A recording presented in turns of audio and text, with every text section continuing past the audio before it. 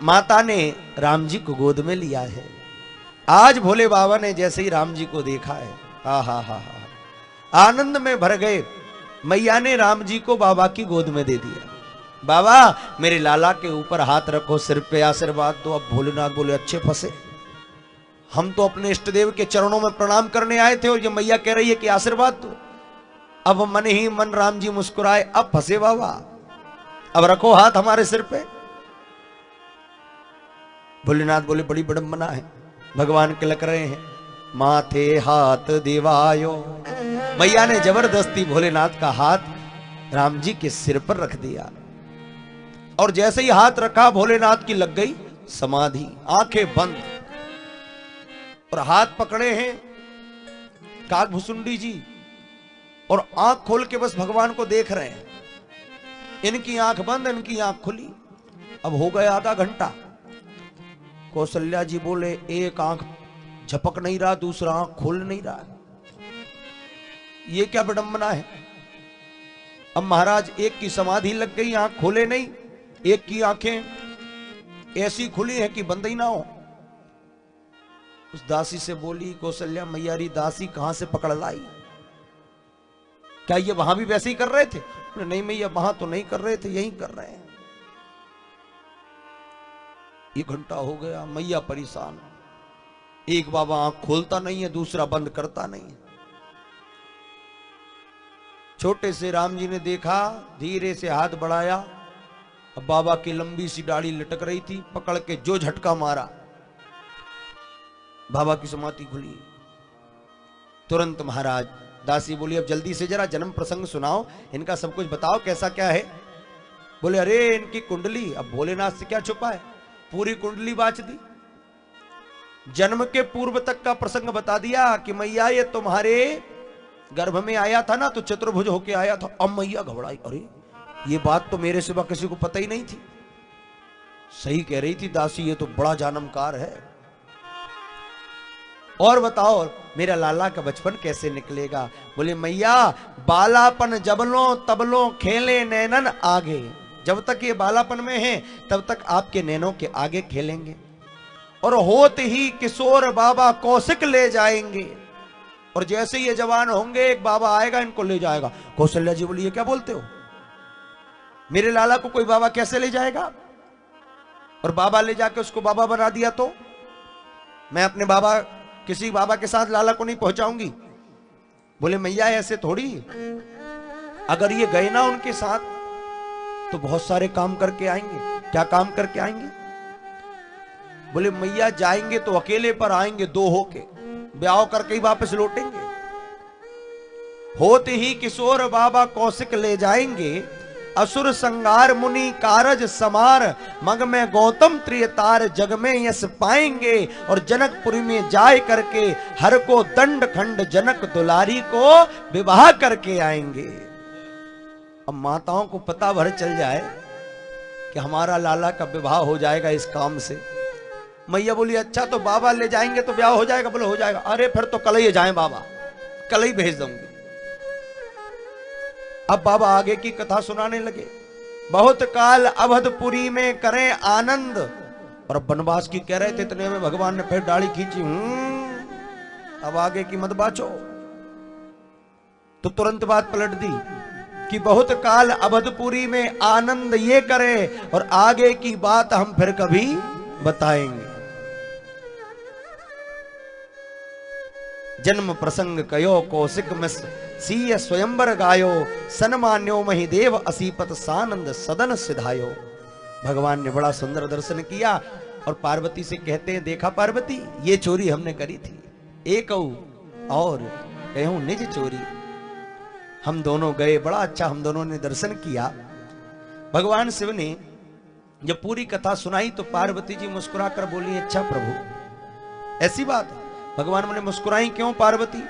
पार्वती बोली एक बात बताओ प्रभु, आप कह रहे हैं आप दर्शन करे आए काकभुसुंडी जी के साथ, बड़े आनंद से आपने दर्शन किया, सो तो ठीक है, लेकिन अगर वो दासी ना होती तो क्या आपको रामलला के दर्शन हो जाते? भगवान बोले हाँ ये तो है, उस दासी का भी कमाल है। बोले प्रभु वो दासी कोई और दासी नहीं, वो दासी यही दासी थी। यही पार्वती वो दासी के रूप में आपको दर्शन नहीं, घूमते रहते अयोध्या में। मैं ही गई जब तो दर्शन हुए। भगवान बोले वाह पार्वती। अब महाराज कछुक दिवस बीते यही भांति, जाते न जानिए दिन अरु राति। कैसे दिन रात निकल रहे हैं पता ही नहीं चलता अयोध्या में, कब सुबह होती है कब रात हो जाती है। दशरथ जी ने सोचा वो नामकरण होना चाहिए, तो नामकरण कर अवसर जानी, भूप बोले पठये मुनि ज्ञान। रघुवंश के गुरु हैं वशिष्ठ जी महाराज, जाकर प्रणाम किया। महाराज नामकरण हो जाए। सुंदर चौक पूरा गया, आंगन में तीनों माताएं चारों लालाओं को लेकर बैठी। वशिष्ठ जी महाराज ने मंत्रोच्चारण किया और कहा इनके नाम अनेक अनुपा। अरे दशरथ जी इनके तो अनेक नाम है, एक नाम हो तो मैं रखूं। अनेक रूप रूपाय विष्णवे प्रभ विष्णवे, ये तो अनेक रूप रूपाए हैं। इनके नामों से किताबें भरी पड़ी हैं। गोपाल सहस्त्रनाम, विष्णु सहस्त्रनाम, राम सहस्त्रनाम, इतने नाम हैं। परंतु मैं न कहूं स्वमति अनुरूपा, मैं अपनी मति के अनुरूप इनका नामकरण करता हूं। ये जो बड़े लाला है ना, ये कैसे होंगे?